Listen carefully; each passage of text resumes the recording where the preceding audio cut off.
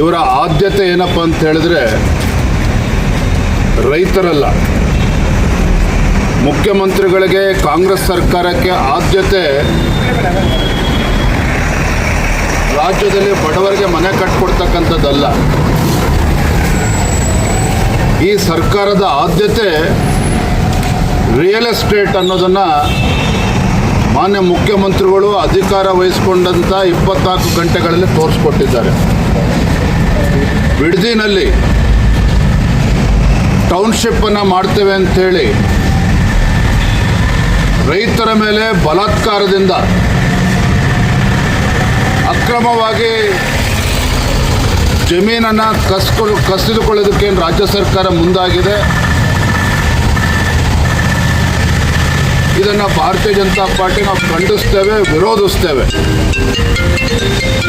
ರಾಜ್ಯ ಸರ್ಕಾರ ಯಾವತ್ತೂ ಕೂಡ ರೈತರ ನೆರವಿಗೆ ಬರಬೇಕಾಗಿರ್ತಕ್ಕಂಥದ್ದು ಅದರ ಆದ್ಯ ಕರ್ತವ್ಯ ಆಗಬೇಕಾಗಿತ್ತು. ಆದರೆ ದುರಾದೃಷ್ಟ ಅಂತ ಹೇಳಿದರೆ ಮಾನ್ಯ ಮುಖ್ಯಮಂತ್ರಿಗಳಿಗೆ ಬೆಂಗಳೂರಿನ ರಿಯಲ್ ಎಸ್ಟೇಟೇ ಒಂದು ಆದ್ಯತೆ ಆಗಿರ್ತಕ್ಕಂಥದ್ದು.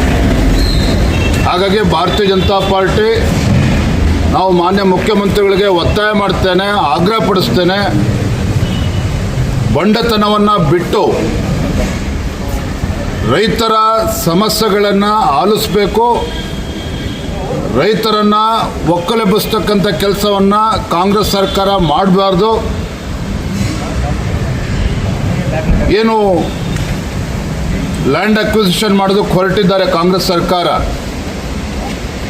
ಅದನ್ನು ತತ್ಕ್ಷಣ ಕೈ ಬಿಡಬೇಕು ಅಂಥೇಳಿ ನಾನು ಈ ಸಂದರ್ಭದಲ್ಲಿ ಆಗ್ರಹವನ್ನು ಪಡಿಸ್ತಾ ಇದ್ದೇನೆ. ಸರ್, ನಿಮಗೆ ಪೋಸ್ಟರ್ ಸ್ವಾಗತ ಮಾಡ್ತಾ ಇದ್ದಾರೆ ಸರ್.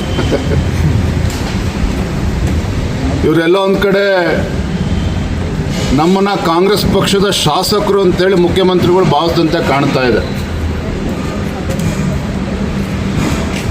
ನನ್ನ ವಿರುದ್ಧ, ಭಾರತೀಯ ಜನತಾ ಪಾರ್ಟಿ ನಾಯಕರುಗಳ ವಿರುದ್ಧ, ವಿಪಕ್ಷ ನಾಯಕರ ವಿರುದ್ಧ ಪೋಸ್ಟರ್ ಆಂದೋಲನ ಶುರು ಮಾಡಿದ್ದಾರೆ. ಬೆದರಿಕೊಳ್ತಕ್ಕಂಥ ಪ್ರಶ್ನೆ ಇಲ್ಲ. ನಿಮ್ಮ ಗೊಡ್ಡು ಬೆದರಿಕೆಗೆ ಹೆದರಿಕೊಳ್ತಕ್ಕಂಥದಕ್ಕೆ ನಾವೇನು ಕಾಂಗ್ರೆಸ್ಸಿನ ಶಾಸಕರು ಕೂಡ ಅಲ್ಲ. ಈ ನಾಡಿನ ರೈತರ ಪರವಾಗಿ ನಿಲ್ಲಬೇಕಾಗಿರ್ತಕ್ಕಂಥ ಕರ್ತವ್ಯ ನಮ್ಮದಿದೆ. ರೈತರ ಧ್ವನಿಯಾಗಿ ಹೋರಾಟ ಮಾಡಬೇಕಾಗಿರ್ತಕ್ಕಂಥ ಜವಾಬ್ದಾರಿಯೂ ಕೂಡ ವಿರೋಧ ಪಕ್ಷದ ಮೇಲಿದೆ.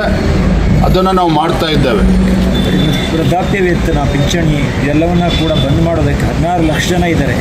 400 ಕೋಟಿ ರೂಪಾಯಿ ಅದರಿಂದ ಹೊರೆ ಆಗ್ತದೆ ಅಂತ ಹೇಳಿ ಕೈ ಬಿಡುವಂಥ ಪ್ರಕ್ರಿಯೆ ಆಗಿದೆ. ನೋಡಿ, ಅದಕ್ಕಿಂತ ಮುಂಚಿತವಾಗಿ ಮೊನ್ನೆ ದಿನ ಗ್ಯಾರಂಟಿ ಅನುಷ್ಠಾನದ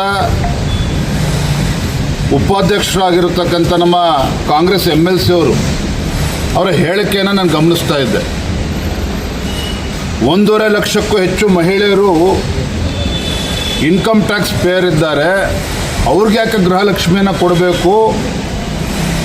ಅದನ್ನು ಕಟ್ ಮಾಡಿದ್ರೆ ಸುಮಾರು 60-70 ಕೋಟಿ ಸರ್ಕಾರಕ್ಕೆ ಉಳಿತಾಯ ಆಗುತ್ತೆ ಅನ್ನೋ ಮಾತನ್ನು ಹೇಳಿದ್ದಾರೆ. ಬಹುಶಃ ಅವ್ರು ಮರ್ತಿರಬೇಕು. ಮಾನ್ಯ ಮುಖ್ಯಮಂತ್ರಿಗಳಿಗೂ ಕೂಡ ಇವತ್ತು ನೆನಪು ಮಾಡಿಕೊಡೋದಕ್ಕೆ ಇಚ್ಛಪಡ್ತೇನೆ. ನಿಮ್ಮ ಹಿಂದಿನ ಮುಖ್ಯಮಂತ್ರಿಗಳು ಕಾಕಾ ಪಾಟೀಲ್ ನಿನ್ನ ಹೆಂಡ್ತಿಗೂ ಫ್ರೀ, ಮಹದೇವಪ್ಪ ನಿನ್ನ ಹೆಂಡ್ತಿಗೂ ಫ್ರೀ ಅಂತ ಹೇಳಿಕೆ ಕೊಟ್ಟಿರ್ತಕ್ಕಂಥವ್ರು ಯಾರು ಚುನಾವಣೆ ಸಂದರ್ಭದಲ್ಲಿ? ಈಗ ಇನ್ಕಮ್ ಟ್ಯಾಕ್ಸ್ ಪೇಯರ್ಸು ತೆರಿಗೆ ಕಟ್ತಾ ಇದ್ದಾರೆ. ಇವೆಲ್ಲ ನೆನಪಾಗ್ತಿದೆ ನಿಮಗೆ. ಇವತ್ತು ಲಕ್ಷ್ಮೀ ಹೆಬ್ಬಾಳ್ಕರ್ ಅವರ ಹೇಳಿಕೆಯನ್ನು ಕೂಡ ಗಮನಿಸ್ತಾ ಇದ್ದೆ. ಕೆಲವು ಕಡೆ ಅಕ್ರಮಗಳಾಗಿದ್ದೆ ಅಂತೇಳಿ ಏನು ಕತ್ತೆ ಕಾಯ್ತಾ ಇದ್ದಾರೆ ನಿಮ್ಮ ಗ್ಯಾರಂಟಿ ಅಧ್ಯಕ್ಷರುಗಳು. ರಾಜ್ಯ ಮಟ್ಟದಲ್ಲಿ ಗ್ಯಾರಂಟಿ ಅನುಷ್ಠಾನದ ಅಧ್ಯಕ್ಷರು ಮಾಡಿದ್ದೀರಿ, ಉಪಾಧ್ಯಕ್ಷರು ಮಾಡಿದ್ದೀರಿ, ಕ್ಯಾಬಿನೆಟ್ ರ್ಯಾಂಕ್ ಕೊಟ್ಟಿದ್ದೀರಿ, ಪ್ರತಿ ಜಿಲ್ಲೆಗಳಲ್ಲೂ ಕೂಡ ಅಧ್ಯಕ್ಷರು ಮಾಡಿದ್ದೀರಿ, ಪ್ರತಿ ವಿಧಾನಸಭಾ ಕ್ಷೇತ್ರದಲ್ಲೂ ಕೂಡ ಗ್ಯಾರಂಟಿ ಅನುಷ್ಠಾನ ಸಮಿತಿ ಅಧ್ಯಕ್ಷರು ಮಾಡಿದ್ದೀರಿ. ಏನು ಕತ್ತೆ ಕಾಯ್ತಾ ಇದ್ದಾರೆ ಇವರು? ಸರ್ಕಾರಕ್ಕೆ ಹೊರೆ ಆಗ್ತಿದೆ ಅಂತೇಳಿ ಇವರು ಕೂತ್ಕೊಂಡು ಏನು ಮಾಡ್ತಾಯಿದ್ರು? ಇವ್ರಿಗೆ ಕಚೇರಿಯನ್ನು ಕೊಟ್ಟಿದ್ದೀರಿ. 100 ಕೋಟಿ ರೂಪಾಯಿ ಸರ್ಕಾರದಿಂದ ಖಜಾನೆಯಿಂದ ಸಂಬಳ ಕೊಡ್ತಾ ಇದ್ದೀರಿ.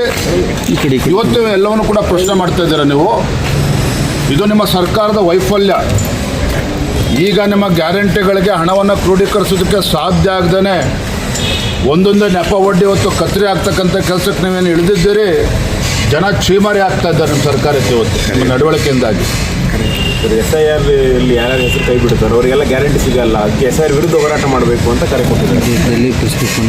ರಾಜ್ಯ ಸರ್ಕಾರವೇ SIR ವಿಚಾರದಲ್ಲಿ ದ್ವಂದ್ವ ನಿಲುವನ್ನು ತೋರಿಸ್ತಾ ಇದ್ದಾರೆ. ಅಧಿಕಾರಿಗಳನ್ನು ಎತ್ತು ಕಟ್ಟುವಂಥ ಕೆಲಸದ್ದು ಸರ್ಕಾರವೇ ಇಳಿದಿರುವಂಥದ್ದು. ನಾನು ನೋಡ್ತಾ ಇದ್ದೆ ಪತ್ರಿಕೆಗಳಲ್ಲಿ BLOಗಳು ಪ್ರತಿಭಟನೆ ಮಾಡ್ತಾರಂತೆ. ಇದಕ್ಕೆ ಯಾರು ಕುಮ್ಮಕ್ಕನ್ನು ನೀಡ್ತಾ ಇರುವಂಥದ್ದು? ರಾಜ್ಯ ಸರ್ಕಾರವೇ. ಇಲ್ಲಿ ವಾಸ್ತವಿಕ ಸತ್ಯ ಏನು ಅಂತ ಹೇಳಿದ್ರೆ, ಇವತ್ತು ನಾನು ರಾಜ್ಯದ ಮುಖ್ಯಮಂತ್ರಿಗಳು ಕೂಡ ಕೇಳೋದಕ್ಕೆ ಇಚ್ಛಪಡ್ತೇನೆ, ಪ್ರಿಯಾಂಕಾ ಖರ್ಗೆ ಅವ್ರಿಗೂ ಕೂಡ ಕೇಳೋದಕ್ಕೆ ಇಚ್ಛಪಡ್ತೇನೆ. ನಿಮ್ಮ ಕಾಂಗ್ರೆಸ್ ಪಕ್ಷದ ಮಹಾನ್ ನಾಯಕರೇನಿದ್ದಾರೆ ರಾಹುಲ್ ಗಾಂಧಿ ಅವರು ಡ್ಯುಯಲ್ ಸಿಟಿಸನ್ಶಿಪ್ಪನ್ನು ಪಡೆದುಕೊಂಡಿದ್ದಾರೆ. ಇಲ್ಲ ಅಂತೇಳಿ ಬಹಿರಂಗವಾಗಿ ಹೇಳಿ ನೋಡೋಣ. ರಾಹುಲ್ ಗಾಂಧಿಯವರು ಇನ್ನೊಂದು ದೇಶದ ಒಂದು ಸಿಟಿಸನ್ಶಿಪ್ಪನ್ನು ಇಟ್ಕೊಂಡು ಇವತ್ತು ಅಕ್ರಮವಾಗಿ ಸುಳ್ಳು ಮಾಹಿತಿಯನ್ನು ಕೊಟ್ಟಿರ್ತಕ್ಕಂಥದ್ದು. ಇದ್ರ ಬಗ್ಗೆ ಸತ್ಯವನ್ನು ಬೆಳಕು ಚೆಲ್ತುವಂಥ ಕೆಲಸ ಇವತ್ತು ಕಾಂಗ್ರೆಸ್ ಪಕ್ಷದವ್ರು ಮಾಡಬೇಕಾಗ್ತದೆ. ಏನಕ್ಕೆ ಇವತ್ತು SIR ಆಗ್ತಾ ಇರುವಂಥದ್ದು?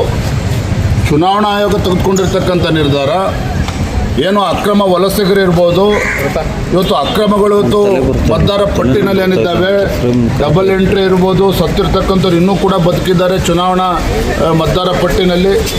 ಇವೆಲ್ಲವನ್ನೂ ಕೂಡ ಸರಿಪಡಿಸ್ತಕ್ಕಂಥ ಕೆಲಸವನ್ನು ಚುನಾವಣಾ ಆಯೋಗ ಮಾಡಿದುಕೊಟ್ಟಿದ್ರೆ, ಇವತ್ತೊಂದು ಸಾಂವಿಧಾನಿಕ ಸಂಸ್ಥೆ ವಿರುದ್ಧ ಅಧಿಕಾರಿಗಳನ್ನು ಕೂಡ ಎತ್ಕಟ್ತಾ ಇದ್ದಾರೆ, ಜನರನ್ನು ಕೂಡ ಎತ್ಕಟ್ಟುವಂಥ ಕೆಲಸ ಇವತ್ತು ಕಾಂಗ್ರೆಸ್ ಸರ್ಕಾರ ಮಾಡೋದಕ್ಕೆ ಹೊರಟಿದ್ದಾರೆ. ಇದು ಅಕ್ಷಮ್ಯ ಅಪರಾಧ.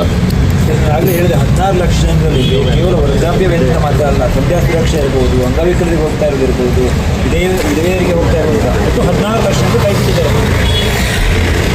ರಾಜ್ಯ ಸರ್ಕಾರ ಕೆಲವು ಸುಧಾರಣೆಗಳು ತರಬೇಕು ಅಂತ ಹೇಳಿದ್ರೆ ತರಲಿ, ಅದ್ರ ಬಗ್ಗೆ ಪ್ರಶ್ನೆ ಇಲ್ಲ. ಆದರೆ ಇವೆಲ್ಲ ಪ್ರಶ್ನೆ ಯಾಕೆ ಎದ್ದಿದೆ? ಮೊದಲು ರಾಜ್ಯ ಸರ್ಕಾರ ವಾಸ್ತವಿಕ ಸತ್ಯವನ್ನು ರಾಜ್ಯದ ಜನರ ಮುಂದೆ ಬಿಚ್ಚಿಡಬೇಕು. ನಾವು ಪದೇ ಪದೇ ಹೇಳ್ತಾ ಇದ್ದೇವೆ, ಬಿಕಾಸ್ ಆಫ್ ದರ್ ಗ್ಯಾರಂಟಿಗಳಿಂದ ಹಣವನ್ನು ಹೊಂದಿಸೋದಕ್ಕೆ ಸಾಧ್ಯ ಆಗ್ತಾ ಇಲ್ಲ. ಅದಕ್ಕೆ ಕತ್ತರಿ ಆಗ್ತಕ್ಕಂಥ ಕೆಲಸವನ್ನು ಮಾಡ್ತಾ ಇದ್ದಾರೆ ಸುಧಾರಣೆ ಹೆಸರಿನಲ್ಲಿ.